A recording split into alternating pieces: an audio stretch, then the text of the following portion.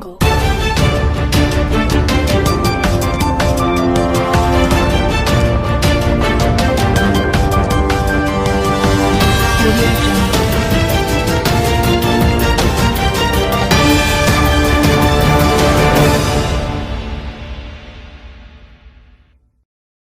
असह्य तातीକୁ नजରରେ रखି twin ସିଟିକୁ red alert. ଆଜି ଉଭୟ ଭୁବନେଶ୍ୱର ଓ କଟକ ସହରରେ ଅସହ୍ୟ ଗ୍ରୀଷ୍ମ ପ୍ରବାହ ଅନୁଭୂତ ହେଉଛି। ସେଥିପାଇଁ ଭୁବନେଶ୍ୱର ଓ କଟକ ପାଇଁ ରେଡ୍ ଆଲର୍ଟ ଜାରି କରିଛି ଆଞ୍ଚଳିକ ପାଣିପାଗ କେନ୍ଦ୍ର।